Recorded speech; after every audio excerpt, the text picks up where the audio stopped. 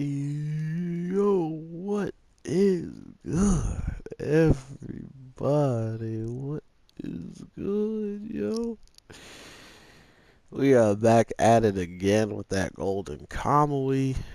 Boy, I honestly really depended on the show to kind of give me that realistic feel, and I depend on the show to kind of stick to, more of like crazy, war event things happening, but to seemingly just get uh this weird way that this guy who we're kind of getting the notion of like we shouldn't necessarily care for this guy, because he's the complete opposite of what our main group is about. He just wants to, I guess not complete opposite, because there is one of them in the group that has kind of the same image as him as well, which kind of also brings this narrative to the forefront of if one person gets it, we really get to see just who had a better image of what, or,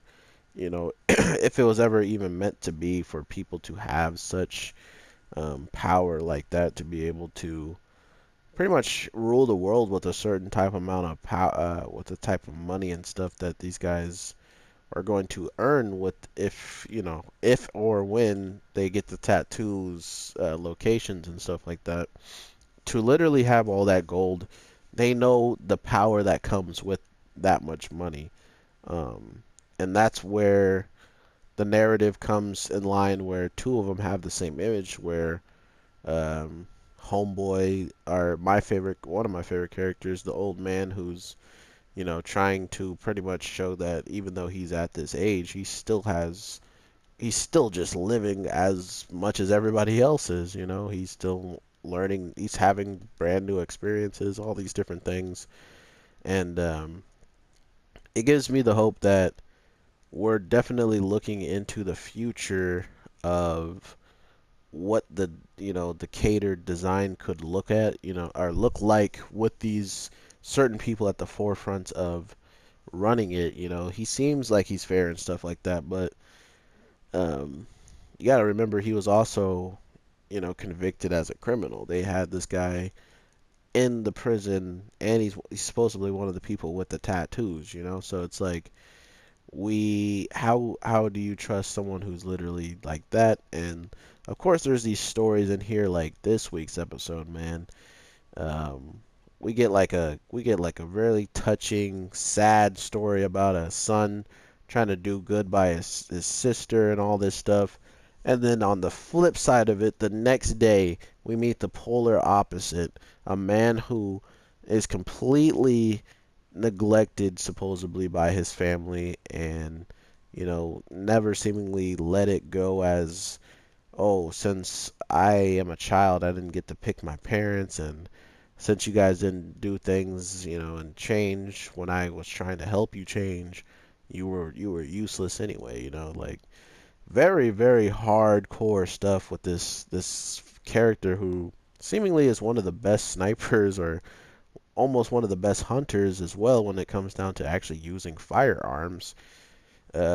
He was growing on me, but it's this weird feeling I have about him, that him being that envious of somebody and him doing what he did to his supposed father, um, and what he did, like, continue to go to do. Like, man, it's hard to forgive. Like, some people never forgive, and to think that these people straight up, or this guy straight up killed his mother with rat poison because she wouldn't stop cooking the same thing over and over. Because the reason why she was cooking it was in the hopes of her husband actually coming back and wanting to eat it because he loved it so much. So he had that hope. She had that hope in her mind that, oh, I'm making his favorite food. He has to come back and eat it. Mind you, the same time he was ever like born was around the same time uh, this this, the father pretty much abandoned, the family. So it's like not only did he feel some type of way about being abandoned and having the father run away from, the life at home that seemingly wasn't anything bad. It's not like there was, trouble at home. They didn't have money to feed themselves or take showers and stuff like that. It was just the case that he said that he was bored or like he was done with her, and vice versa with, uh, you know, the son when it came down to her continuously making the same food. So he took her out for that reason, pretty much. And his father left to meet another woman, or vice versa, where um, this person who has outranked him in the army, shows up, and he's pretty much putting two to two together that not only because of how he looks and how he's going, like carrying himself, he could tell that someone actually cared, and he had a nice home, a life at home, and that is kind of what drove him to a point of being like, oh, if I kill this guy, then and coming to find out that he is the actual a son of his father as well, really did help the narrative of his point be, oh, my father loves you, and I'm the son that was, birthed into this world by a mistress, and him, when he birthed you, and you got like loving parents out of it. So if I take you out, maybe he'll start thinking about me and want to rekindle his relationship with me as his son, because he just lost his one son. So what does he do to that other son? Shoot him in the back of the head during the war. And I think this is another great reason why he's on the 7th platoon. It's because I can see the leader of the 7th platoon hearing anything about this and being like, like either egg him on. But from what I could tell is the guy in the 7th platoon was so dang busy with war and actually fighting. Anybody anywhere could have done anything and gotten away with it. And that was the most like foul, disgusting part about it, was thinking of putting your life and your family and all that stuff on hold in the war to fight and to, try to make a better living like everybody else is, and that crazy situation of having people shoot and try to kill you. For some reason you get shot by your own teammate, and he was holding a flag, man. He just seemed like the flag guy.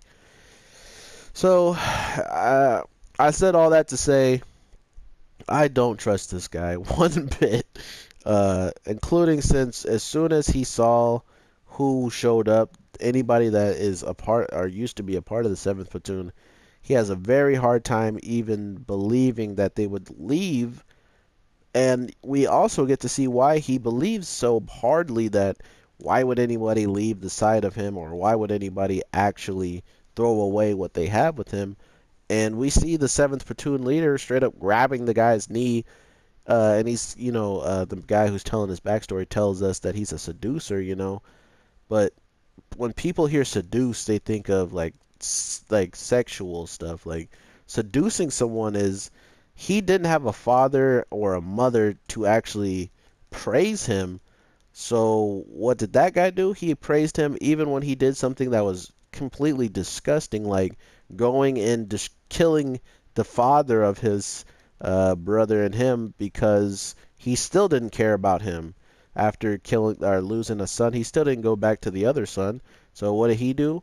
He goes and kills him because the 7th platoon leader knew that that guy was considered a war god, and that was the only real reason why he really even joined the army or even had a chance to be high up, and he still wasn't as high up as the person he killed, was just because of his name, his father's name and stuff.